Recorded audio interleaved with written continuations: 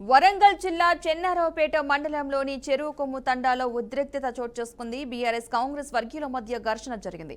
BRS Congress కార్యకర్తల మధ్య మాట పెరిగి ఇరు వర్గాల మధ్య దాడులకు దారితీసింది. సర్పంచ్ ఎవరు గెలుస్తారో చూద్దామంటూ ఒకరిపై ఒకరు చలిమంటల కర్రలతో దాడి చేసుకున్నారు. ఈ దాడిలో కొందరు కార్యకర్తలకు గాయాలు కావడంతో వారిని నర్సంపేట ఏరియా హాస్పిటల్కి తరలించారు.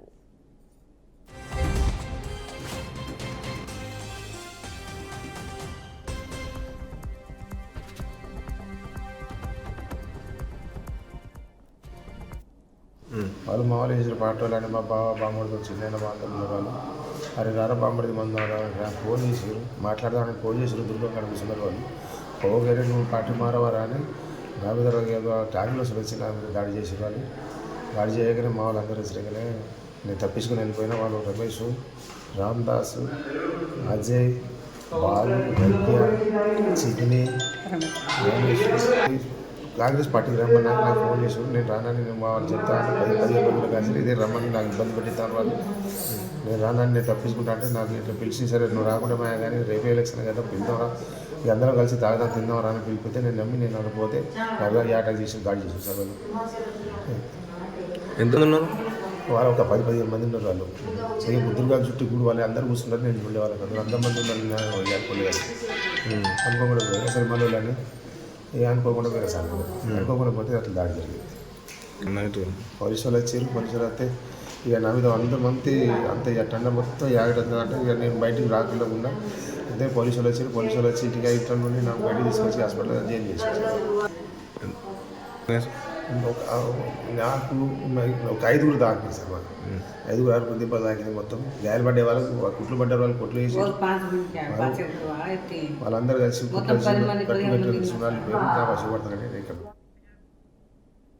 దీనికి సంబంధించిన మరింత సమాచారాన్ని మా ప్రతినిధి సాల్మాన్ అందిస్తారు. సాల్మాన్ చెప్పండి, ఈ అంశానికి సంబంధించిన పూర్తి వివరాలు ఏంటి అసలు? Thank you Padma.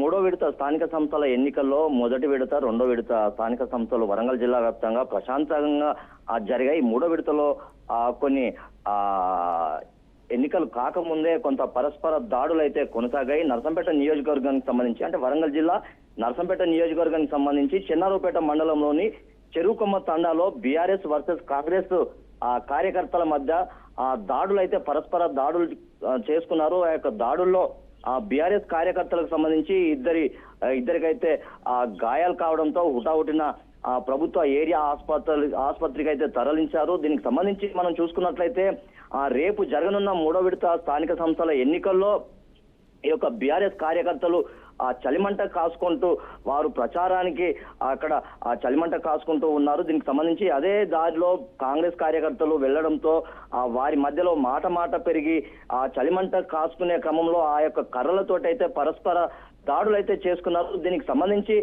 పూర్తిగా అంటే చాలా మంది అటొక 10 మంది ఇటో 10 మంది కాంగ్రెస్ వర్సెస్ బీఆర్ఎస్ కార్యకర్తలు సుమారు 20 మంది పరస్పర దాడులు చేసుకోవడంతో సుమారు అందులో కాంగ్రెస్ కార్యకర్తలు బీఆర్ఎస్ కార్యకర్తల మీద దాడులు చేయడంతో ఇద్దరైతే వారికి గాయాలయ్యాయి. దీనికి సంబంధించి హుటాహుటిన ప్రభుత్వ ఆసుపత్రికి అయితే తరలించారు. దానికి సంబంధించి పోలీసులు కూడా విచారణ అయితే ప్రారంభించారు. అంటే 3వ విడత ఎన్నికల్లో ఎన్నికలు కాకముందే ఇలా దాడులు కొనసాగడం అయితే కొంత అక్కడ ప్రశాంత లేదని ముందస్తుగానే పోలీసులు అయితే ఇప్పటికే సమాచారాన్ని అయితే సేకరించారు. రేపు జరగబోయే ఎన్నికల్లో ఇంకా పెద్ద ఎత్తున దాడులు జరిగే అవకాశం ఉందని కనుక ఖచ్చితంగా గతంలో వారి యొక్క విచారణ చేసే క్రమంలో వారి ప్రవర్తన ఏ విధంగా ఉంది అలాంటి వారిని ఓటు వేసిన క్రమంలో మళ్ళీ తీసుకొచ్చి లేకుంటే బైండ్ ఓవర్ చేసే అవకాశం అయితే ఖచ్చితంగా కనబడుతుంది. దీనికి సంబంధించి నర్సంపేట నియోజకవర్గంలో కాంగ్రెస్ ఎమ్మెల్యే దొంతి మాధవ్ రెడ్డి ఉన్నాడు. దొంతి మాధవ్ రెడ్డి